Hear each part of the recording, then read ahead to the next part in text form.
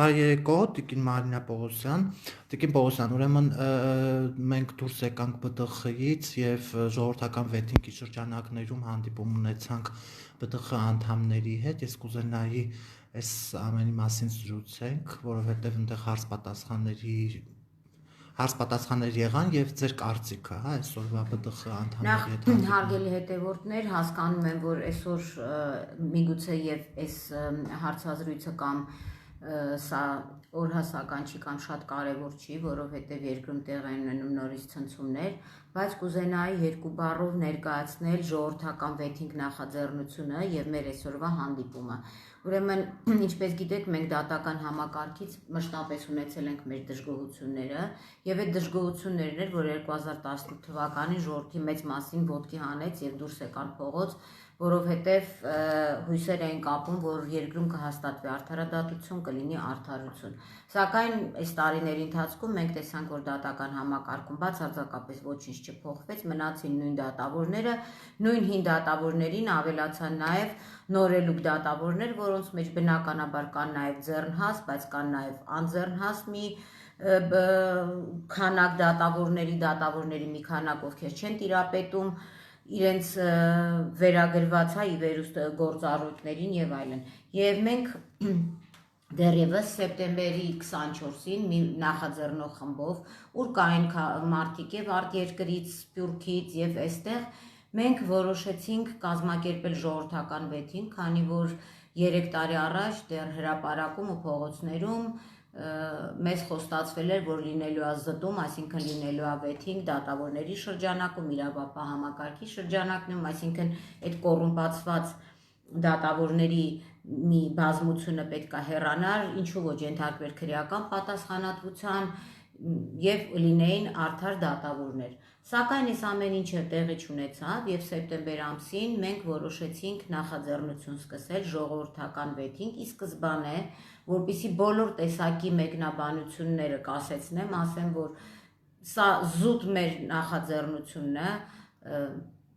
դրդված նախաձեռնությունն է, հարկադրված նախաձեռնությունն է, չի ֆինանսավորվում որևէ մեկի կողմից, այսինքն սա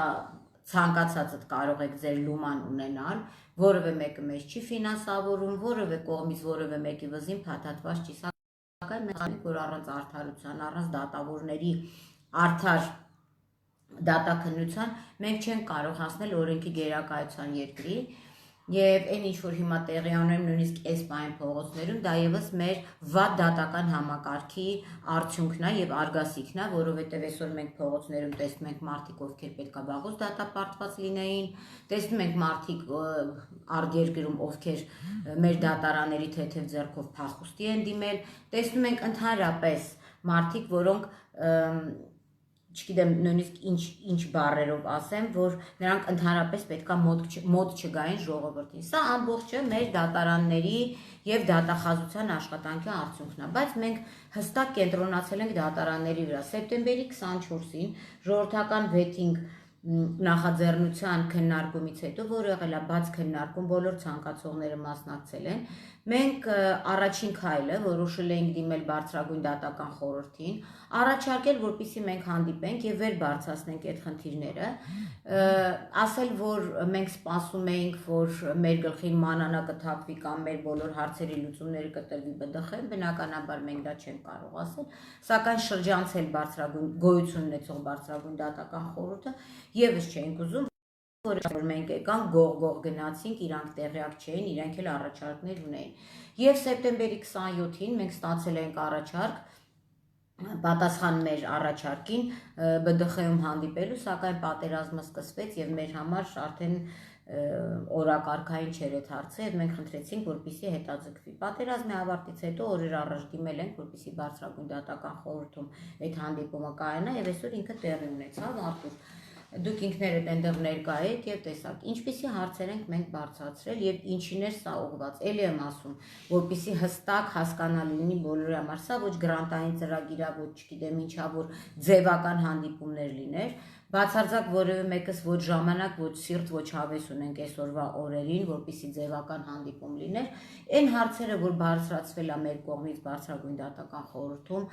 Միգուցե ինչ որ չափով իրենց վերաբերելի չէր, որովհետև բարձրագույն դատական խորհրդի անդամներում հետ որ հանդիպեցինք, իդեպ հանդիպել ենք պարոն Վարդազարյանի, Չիչյանի եւ Բեկմեզյանի հետ։ Եվ միգուցե ինչ որ հարցեր իրեն գտան, որ իրենց վերաբերելի չի կամ իրականում վերաբերելի չէ, սակայն մենք ինչ հարցեր ենք բարձրացել։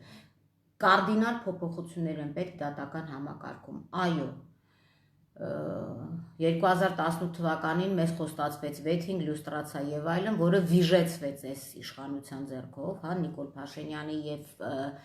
Արդարադատության նախարար Ռուստամ Բադասյանի թեթև ձեռքով վիժեցվեց այդ վեթինգը եւ դա ուներ իր պայմանները, ինչի եւ պատճառները ինչի վիժեցվեց, որովհետեւ ես միշտ ասել եմ, մարդիկ ովքեր միշտ օգտվել են միևնույն կերակրաման կամ լափամանից իրար հետ կապված են տարբեր տեսակի կապերով։ Ես չեմ ուզում անմեղության կանխավարկածը խախտեմ եւ ասեմ հանցավոր կապերով, բայց իրականում դա այդպես է։ Եվ մենք պատվեր կատարող մի ստվար բազմություն ունենք դատավորների։ Եվ բնականաբար այդ վեթինգը չէր լինելու, որի մասին վաղուց եմ ես արտահայտվել դեռ 2018 թվականին, որ չեմ հավատում, որ կլինի վեթինգը եւ ես իրականում իրավացի դուրս եկա։ Ինչն է ինձ մտահոգում, մենք այսօր բարձրագույն դատական խորհրդում եւս ներկայացրեցինք մի շարք փաստեր, որ այսօր դատական համակարգում շատ կարեւոր է, որպեսզի լինեն դատավորներ այն մարդիկ, որոնք ունեն բարեվարկության շատ բարձր շեմ, որովհետև դատավոր լինելը դա շատ պատասխանատու եւ ինչ որ տեղեր պարտադրող եւ դեպի զսպություն պարտադրող կերպար պետք է լինի դատավորը մեր հասարակարգում, որտեղ մարդը արդարադատությունը գտնում է դատավորի մոտ, ոչ թե ենթադրենք քննիչի, ոստիկանի, դատախազության, այլ արդարադատության ոլորտում, բայց գալով դատարաններ մենք տեսնում ենք դատավորներ, որոնք ունեն որոշակի շեղումներ, ասեմ, որոնք ունեն որոշակի կախվածություններ, այսինքն շատ լավ գիտենք, թե ինչ դա, եւ մենք դա անվանական պետք է նշենք, իհարկե մենք անվանական արդեն բազմիցս նշել ենք, սակայն որևէ արձագանք արդարադատության նախարարությունից, հատուկ քննչական ծառայությունից, ազգային անվտանգության ծառայությունից չենք ստացել։ Մենք այսօր, գիտեք, հասարակության մեջ մարդը կարող է որոշակի կախվածություններ, շեղումներ ունենալ, մենք չենք կարող մարդուն դատապարտել, կարող ենք անցնել ասել, թու, այս մարդը խաղամոլ է, այս մարդը կախվածություն ունի թմրամիջոցներից, այս մարդը ալկոհոլից կախվածություն ունի, բայց դա ըստ էության իր անձնական խնդիրն է։ Դա ուղղակի չենք կարող մենք իրան մեկուսացնենք դրա համար հասարակությունից։ Բայց այսօր, երբ որ մենք ենք վճարում աշխատավարձ, որպեսզի այդ մարդը աշխատի եւ որպեսզի մարդը արդար դատական ակտեր կայացնի, մեկ է պարզվում է, որ ասենք ունենք դատավոր կամ դատավորներ, որոնք թմրանյութերից կախվածություն ունեն, այսինքն այդ մարդու դատական ակտ այսօր կայացնելը պետքա կախված լինի իր օգտագործման չափից, օրվանից, իր հոգեկան վիճակից, այսինքն թե ինքը այսօր ենթադրենք հիմա մենք չենք կարող բողոքի հետ միասին թմրանյութ էլ տանել, ասել որ գիտես ինչ լավ եղել, որ լավ դատական ակտ կայացնես։ Այսինքն եթե ես եմ Հայաստանի Հանրապետության քաղաքացին, ես եմ աշխատավարձ տալիս դատավորին, ես, դուք, մնացածը, մենք պետք է այդ դատավորից նաև պահանջենք եւ այդ դեպքում իր ոչ սթափ լինելը բնականաբար ինձ վրա որպես Հայաստանի Հանրապետության քաղաքացի ազդում է, որովհետեւ ինքը կարողանում է ոչ սթափ որոշումներ կայացնի, որով ինքը խաղում է մարդկային ճակատագրերի հետ։ Հարցը բարձրաձայնեցիք։ Ես այդ հարցը բարձրաձայնել եմ այսօր բարձրագույն դատական խորհրդում, այդ հարցը մենք բարձրաձայնել ենք նաև ժողովրդական վեթինգ նախագծի շրջանակներում, տեղադրել ենք մեկ նկար, բայց շարունակելու ենք տեղադրել մեկ այլ նկարներ։ Բացի դրանից մենք բարձրացեցի հարց, որ նաև կան դատավորներ, մասնավորապես եւ էլի անուններով ես միշտ պատրաստ եմ նշել, որոնք դատականիստին գալիս են գինարբուքից հետո, որը ակնհայտորեն երևում է։ Հիմա այն հարցին, որ բարձրագույն դատական խորհրդի ղեկավարն ասեց, բա ոնց դուք փաստեր ունեք, ես չեմ պատկերացնում փաստեր ունենալը, որովհետև ես չեմ պատկերացնում, որ դատական նիստերի դահլիճ ես հետս կարող եմ տանել էքսպերտներ, փորձագետներ, կամ տանել պետավտոտեսուչներ, որոնք վերցնեն բերեն այդ ստուգելու հարմարանքները եւ դատական նիստի ժամանակ, երբ որ տեսնես թե դատավորը ինչ վիճակում է, ասես մի րոպե ընդմիջում, մի հատ կարող է շնչես տեսնենք, դու խմացես կամ կարող է մի հատ արյուն կամ կներեք մեզի անալիզ հանձնես, տեսնենք թե դու ինչ թմրանյութի ազդեցության տակ ես։ Սա նորմալ չի։ Դրա փոխարեն մենք առաջարկում ենք, որպեսզի բոլոր դատավորները եւ կարծում եմ հետագայում դա ճիշտ կլինի բոլոր պաշտոնատար անձանց համար եւս, դա կլինեն падգամավորներ, դա կլինեն նախարարներ, այսինքն այն մարդկանց համար, ովքեր գործ ունեն մարդկային ճակատագրերի հետ, որպեսզի իրենք անցնեն բոլոր այդ տեստերը։ Այսինքն ինձ հիմա հետաքրքիր է ինչ կարելի անել, որպեսզի բոլոր դատավորները 232-5-ն են անցնել, տեստավորենք, հասկանանք, արդյոք նրանք ունեն կախվածություն թե չէ, արդյոք նրանց արյան եւ այլ անալիզների մեջ կա թմրանյութի հետքեր։ Եվ ես ասում եմ ազգային անվտանգության ծառայության պետ,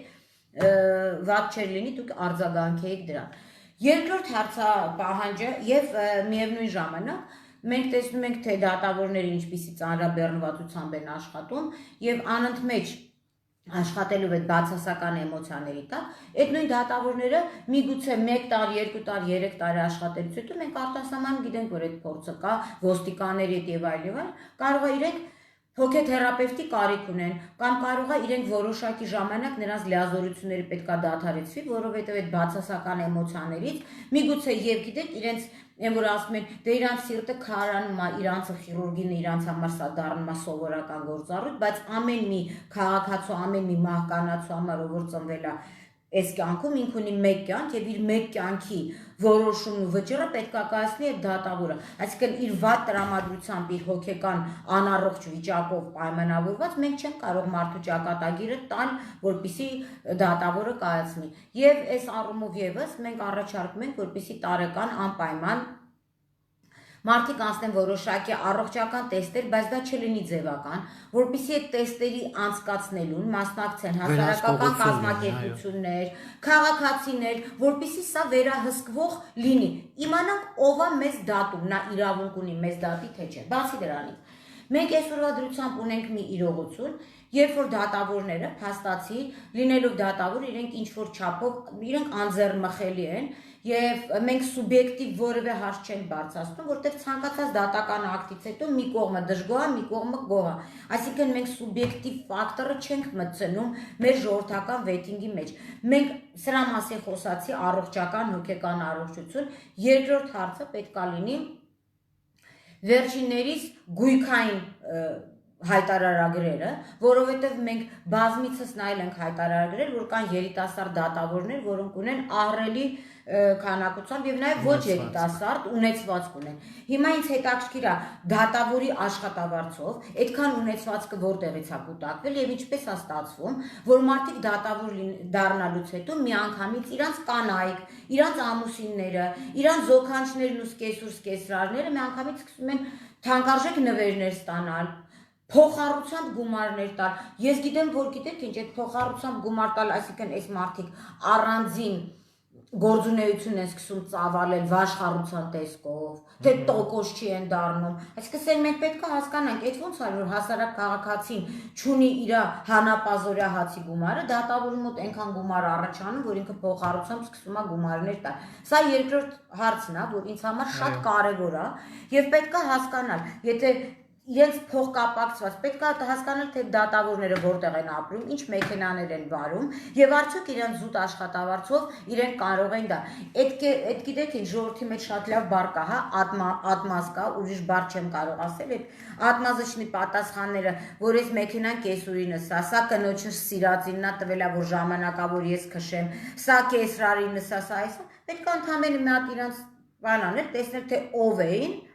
գնալ Կիև հարցնել ով էր Պանիկովսկին եւ հետ գալ տեսնել թե Պանիկովսկին այսօր ինչ դառավ եւ ինչ մեքենաներ, ինչ հողամասեր, ինչ տներ եւ ամեն ինչ ունի։ Սա եւս շատ կարեւոր է եւ սա ինչի է կարևոր, որտեղ այն դատավորը, որը ունի այդ ունեցվածքը, բնականաբար ինքը դատական ակտերը կայացրել է որոշակի շահագրգռվածության, նյութական շահագրգռվածության պայմաններում եւ վերջինիս կայացրած դատական ակտերը եւս չեն կարող լինել օբյեկտիվ, այսինքն լինելու են սուբյեկտիվ պատվերի, կաշառքի, նվերների շրջանակներում։ Մենք ոնց կարող ենք սրա մասին խոսել։ Բարձրացվել է նաեւ այդ հարցը, բարձրացվել է նաեւ մեկ այլ հարց, որ այսօր արդարադատություն իրականացնող անձը, դատավորը, այսինքն դա մարդը, որը պետք է իրականացնի արդարադատություն։ Մենք այսօր ունենք հարուցված կարգապահական վարույթներ, ասենք դիցուկ մի վարույթ, չեմ ուզում անուններ նշեմ, որպեսզի, բայց դիմացս դրած է, որտեղ գրված է, որ կոնկրետ դատավորի վարքագիծը հավասարազորը արդարադատություն իրականացնելուց հրաժարվելու։ Հիմա դուք պատկերացրեք, նույնիսկ այն կանխավարկածը, որ կարող է դա լինի, մինչև դեռ վերջնական ակտ չունենք, այս դատավորը եւ սա անցել է օգոստոսից, այսօր եկել հասել ենք մարտ, հələ կարող է մինչև ապրիլ։ Այսինքն այն դատավորը, որի վրա կասկածներ կա, մեր կողմից չէ, հա, ենթադրենք արդեն կարգապահական վարույթը հարուցվել է, որ նա կարող է հրաժարվել է արդարադատություն իրականացնելուց, այդ նույն դատավորը այսօր շարունակում է իր գործառույթները, այսինքն ինքը ամեն օր դատական ակտ կայացնելուց փաստորեն կարող է հրաժարվում արդարադատություն իրականացնելուց։ Մենք չենք ասում բանը շտապօգնության հիվանդանոցի դռնապանն է հրաժարվում արդարադատություն իրականացնելուց, դատավորը, միա դու աբսուրդը պատկերացրա, թե ուր ենք հասել, որ դատավորը հրաժարվում է արդարադատություն իրականացնելուց, ու այդ դատավորը առ այսօր պաշտոնավարում է դատավորը։ Բարձրացվել է նաև այս հարցը, որպեսզի կարգապահական վարույթների հարուցումը լինի շատ արագ եւ քննվի շատ արագ, ոչ թե ամիսներ շարունակ, ենթադրյալ հանցագործին թողնեն ասեն ոչինչ, դու վերցրա մուրճիկը եւ արդարադատություն իրականացրա։ Այս դրա արդյունքն է, որ մենք այսօր տեսնում ենք փողոցներում, այս տարիներ տևող ցնցումները, այս պատերազմի կորուստները, որտեղ մարդիկ գիտեն, որ իրանք չեն պատժվելու։ Եվ ովքեր են փրկություն։ Այո, որտեղ մարդիկ գիտեն, որ իրանք չեն պատժվելու, կա դատական համակարգ, որ ոնց ուզեն, այտենց այդ մուրճիկը կխփի։ Բացի դրանից մեկ այլ շատ կարևոր հարց է բարձրացվել մեր կողմից։ Մենք հարցումներ ենք կատարել դատական դեպարտամենտ, որպեսզի ճշտենք, թե մարզերում աշխատող Երևանաբնակ դատավորները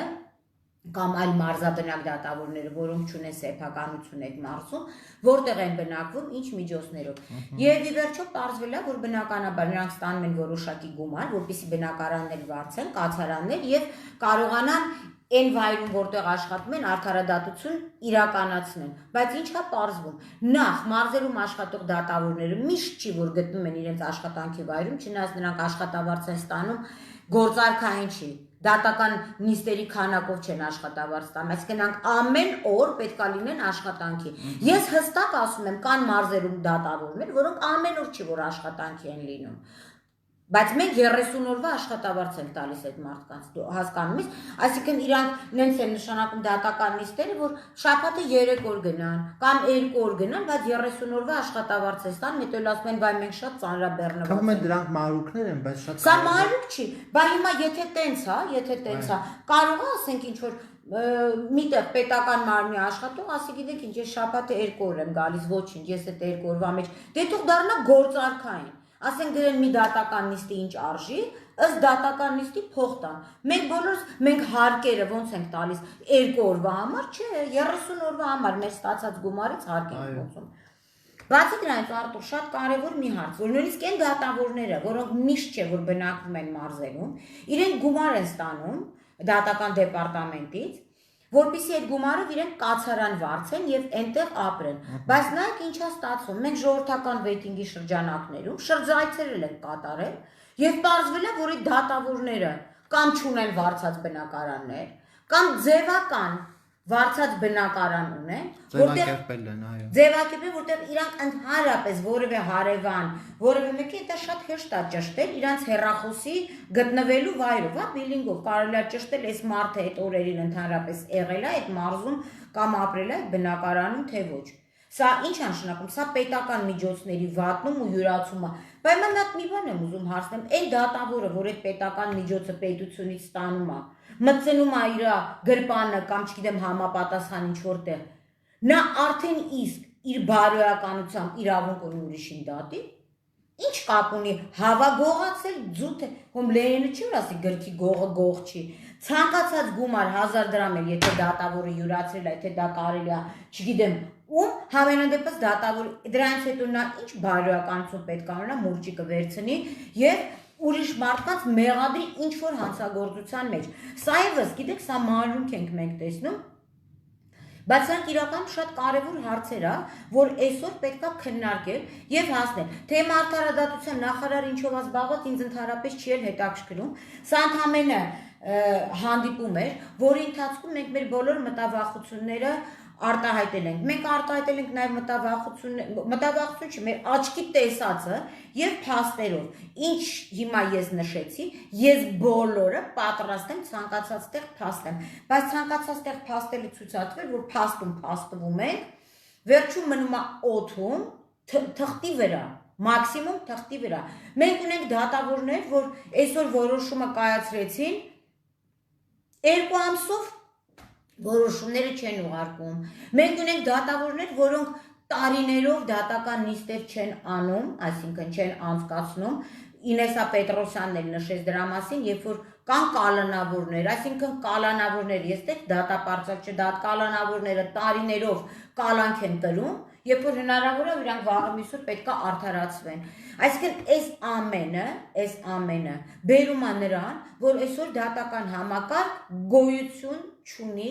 այն վիճակում, որում ինքը պետք է լիներ։ Եթե եւ գիտեք ինչն է հարցը, որ նաեւ բարձրագույն դատական խորհրդում, բնականաբար լսեցինք, քննարկեցինք, ասենք փորձում են ասել, որ սա այսեն խոսակցությունը չի, որ պետք է տարվի բարձրագույն դատական խորհրդում։ Արտուր, բա որտեղ տանենք այդ խոսակցությունը։ Սկսած իրանց լիազորությունների, սահմաններից։ Ուրեմն թող իրանց լիազորությունների սահմանները ընդլայնեն։ Թե չէ ստացվում է ձևական բնույթ է կողմ։ Բայց բդխն ասում է, ես էլ չեմ կարա, այս չեմ կարա, այս ուզում եմ չեմ կարա, այս էլ չեմ ուզում չեմ կարա։ Բայց հիմա մենք ում գնանք դիմենք։ Արդարադատության նախարարին ում դիմենք, ազգային ժողով դիմենք, ում դիմենք։ Այսինքն ում պետք է դիմենք։ Ես ասում եմ, ունեք թմրամուխ դատավորներ, տարեք, տեստավորեք, իրավունք չունի կախվածություն ունեցող դատավորը դատական ակտ կայացնի։ Պարոն Վարդազարյանը դրա մասին ինչ ասաց։ Ասաց Միայն սա ընտրվելու դեպքում են, սկզբից։ Ասաց, որ նոր դատավորները ընտրվելու դեպքում, բայց մենք շատ լավ գիտենք տեստավորումը մեր երկրում ոնց է անցնում։ Չէ, մենք հիմա պահանջում ենք, որտեղ աչքներս տեսածից է վախենում, թե ոնց կարող է նույն դատավորը այսօր գտնվի մեկ այլ վիճակում, լավ լինի, այն մյուս օրը պակաս լինի մոտը, ագրեսիվ գա, ինչ դատական ակտ ուզենա կայացնի։ Մենք ունենք դատավոր կոնկրետ, որ 2018 թվականի մայիսի 8-ին է իբրև դատական ակտ կայացրել, դու գիտեք այդ օրը ամբողջ հանրապետությունն է եղել պարալիզացված եւ ինքը այդ օրը դատական ակտ չի կայացրել։ Այսինքն մենք բավականին բացեր ունենք, մենք ունենք ներքին արտաքին դիտումների մեջ բացեր։ Ես վստահաբար ասում եմ, տարիներ շարունակ այդ բոլոր թույլտվությունները տրվել է առանց որևէ հիմքերի սենյակներում։ Մենք ունենք դատավորներ, որոնք առանց ձայնագրություն լսելու ինչ որ մեկի կեղծ թղթերը կարդալով կալանքի որոշումներ են տալիս։ Այսինքն այսօր մենք չունենք դատական համակարգ, ինքը գոյություն չունի որպես այդպիսին։ Իհարկե կան մեջները առողջ ռացիոնալ հատիկներ դատավորների, բայց սա հարցեր է, որոնց պետքա լուծում տան։ Եվ շատ լավ, այսօր հիշում ես, որ ինչ ասեց պարոն Վարդազարյանը սրճարանի վերաբերյալ, որ սրանք հարցեր են, որ ոչ թե պետքա դա բարձրագույն դատական խորհրդում, քննարկվի, այլ կարող ենք հավաքվել սրճարանում։ Ինձ համար բարձրագույն դատական խորհրդի կամ սրճարանի տարբերությունը կարող է լինել այսօրվա դրությամբ այն, որ մեր դիմաց սուրճ չէր դրած, եւ դրա մասին ես հայտնասեցի, չասի սուրճը բերեք դրեք, դառնա սրճարան, էլի քննարկենք։ Մենք սա կարող ենք քննարկել ցանկացած տեղ, փողոցում, ոտի վրա։ 2018 թվականին հրապարակում ինչ էր ասվում, որ այն դատավորները եւ այլն, բայց մենք այսօր տեսանք այդ դատավորները։ Մենք տեսանք շոու ծրագրերը դատական համակարգի, որ տարիներ է տևում։ Մենք այսօր Ինեսա Պետրոսյան ասեց, որ 5 տարով կալանավորված անձիկ կան, երբ որ դատական process-ը շարունակվում առանց դատական նիստեր նշանակվելու։ Այսօր ես ասում եմ կան դատական նիստեր, երբ որ դատավորները չեն ներկայանում։ Կան դատական նիստեր, որտեղ ոչ ստափ են ներկայանում։ Դիտավորյալ են, չէ՞, բանան։ Դիտավորյալ, կան դատական նիստեր, Արտուր ջան, որտեղ դու մտնում ինչ ասում ես, քեզ լսող ընդհանրապես գոյություն չունի, որտեղ պատվեր է իջացվել, ինքը պիտի պատվերով իր որոշումը կայացնի։ Մենք սենց ուզում է հարուրած վարչապետ փոխվի, սա փոխվի, նա գա, նա փոխվի, սա գա, սա փոխվի, այն մյուսը գա, մենք ոչ մի բանի չենք հասնելու, որովհետև օրենքի գերակայության երկիր կառուցելու համար, այդ սուտի որ իրանք ասում են դեմոկրատիա ու ասում են մեզ գրանտակել, բայց ամենամեծ գրանտերը ստանում է դատական իշխանություն, ոստիկանություն, դատախազություն, էլ հարցը թե գրանտակերնով է։ Այդ գրանտները, որ ստանում են, բարեփոխումներ են անում եւ մանիտորինգներ արվում իրանց մոտ։ Այդ բարեփոխումները, մանիտորինգները իրար ձեռ սխմած ճանապարհ են գնում, էսա իրանց monitoring արածը,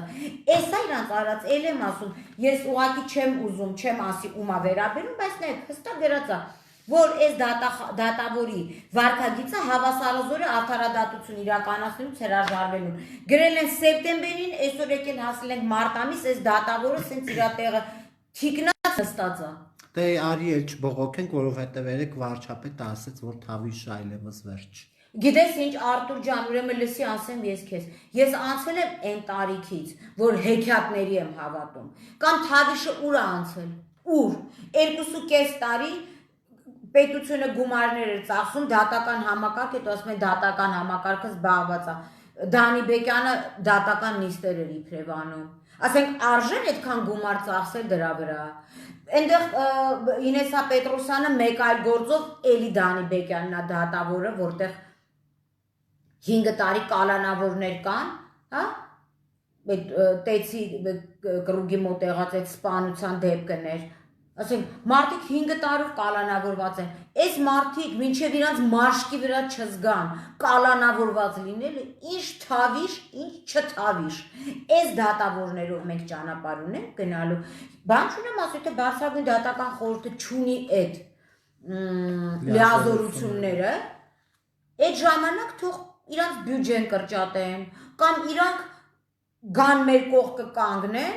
գնանք լիազորություն ուզենք իրանց համար։ Հիմա 2 տարի է, չէ՞ որ ԲՏԽ-ն։ 3, հեսա։ Ահա, դե արդեն եթե 3 տարի է, մեկ դատավորի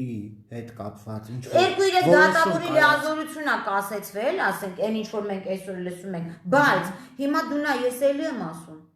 Դատավորների միստվար բազմություն կա, որ ոչ թե պետքա լիազորությունները կասեցվի, այլ նրանք պետք քրեորեն պատժվեն, նրանք պետքա քրեորեն этапը պատժվեն,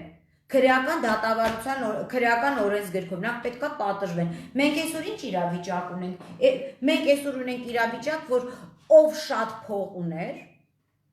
ես ժողովրդից թաքցնելու բան չունեմ, այս 3 տարվա մեջ դատարանները մուրճիկը խփեցին, ասեցին, այ դու պետքա գնաս արտասահման բուժվելու։ Քանի օքի հետ եկավ այդ բուժվողներից, հարց եմ տալիս։ Այդ ոնց եղավ այն հասարակ քաղաքացին, որը ունի մի շարք հիվանդություններ, չի կարող գնա բուժվել, նույնիսկ խափանման միջոցը չեն փոխում։ Սրանց խափանման միջոցը մուրճիկով, այսինքն դատավորի մուրճիկը դարձել է աուկցիոնի մուրճ։ Մուրճը խփում է գինը բարձանում, մուրճը խփում է գինը բարձանում, բայց ում դուր գնանք, եթե բարձրագույն դատական խորհուրդը իզորու չես հարցերը լուծելու, գնանք մեկ այլ մարմին, գնանք այդ դեպքում, չգիտեմ, գրոհենք, վերցնենք, ինչ անենք, ասենք դե լավ, ոչ թող այս դատավորներն են, Նիկոլ Փաշինյանն ասել է Թավիշը ավարտվել է։ Դե տեսեք, մենք անընդհատ դատախազության մասին ենք խոսում, օրինակ Գևորգ Կոստանյանին էլ ուղարկեցին սովորելու։ Ինչ ասեմ, այստեղ խոսքերը իրականում ավելնորդը բոլորի վերաբերյալ։ Այսօր այս նույն դատարանը Սերժի Վաչոչի դատում, չի դատում այդ դատարանը, ասում է, չէ, լավ է։ Լավ է, սենց լավ է։ Կամ խափանման միջոցները։ Այսօր ինչ են, այսինքն իրանք կիրառում են խափանման միջոց այն դեպքում, երբ որ իրանք պետքա, որ այդ մարդիկ դատախազության թելադրանքով գտնվեն ազատազրկման մեջ, այդ դատավորները չէին, երբ որ դատախազ Արտուր Դավթյանը կանչեց մոտը, քանի դատավոր թղթերը ձեռքը, գործերը ձեռքը վազեց, որ ուղիղ ցուցում ստանա, ու մենք այս դատական համակարգի համար գումար ենք տալիս, Փաշինյանն էլ այսօր ասում է Թավիշը պրծավ, ինչի Փաշինյանը կարող է ինտերնետ չկա իրանց տանը, իր աշխատանքի վայրում, ինքը չէր տեսնում, թե ոնց են դատավորները վազում դատախազի հետ քննարկելու, եւ դրա արդյունքում այսօր ինչ ունենք, դատարաններում քրեական գործերում ոչ թե ունենք դատախազ ու դատավոր, այլ ունենք 2 դատախազ, մեկը կոստյումով, մեկն է սև շորերով չագուջը ձեռը, այսինքն 2 դատախազի հետ մենք գնում ենք դատական նիստերի, դե եկեք չանենք այս ժողովրդական վեյթինգը, ասենք այսօր կարևոր չէ, այսօր կարևորը այն ինչ որ փողոցում է կատարվում, ժողովուրդ փողոցում ոչինչ չէր կատարվի, եթե այս 3 տարվա մեջ դատավորները իրենց լիազորությունները եւ իրենց առաքելությունը իրացնեին այնպես, ինչպես պետք է անեին, այսօր միստվար բազմություն հանցագործների,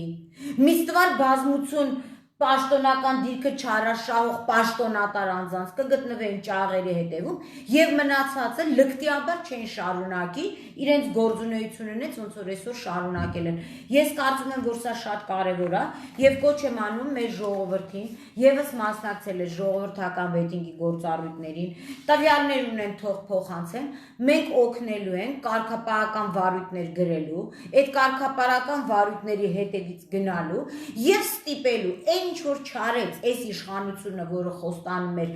վեթինգ, որը խոստանում էր լյուստրացիա, անկախ նրանից թե հիմա փողոցում ինչ է կատարվում, մենք սա անելու ենք, որտեղ այսօր փողոցում նորից մանիպուլյացիայի գործիք դարել է ժողովուրդը, վաղը ով կգա, ով չի գա, ինչ կփոխվի, իրանք ունենալու են իրենց դատավորների դաստան, երկող երաժիշտների պես եւ նրանք կատարելու են մենք պետք է հասնենք նա որ դատավորը պետք է լինի ամենահարգելի ամենաազնիվ եւ կախվածություն չունեցող մարդը որ որևէ իշխանության պատվեր չկատարի այդ ժամանակ մեզ մեկ կլինի թե ով եղավ վարչապետը ով չեղավ վարչապետը որովհետեւ ի վերջո մենք կարող ենք հասնել արդարության եւ արդարադատության այսքան Արտուր ջան Շնորհակալություն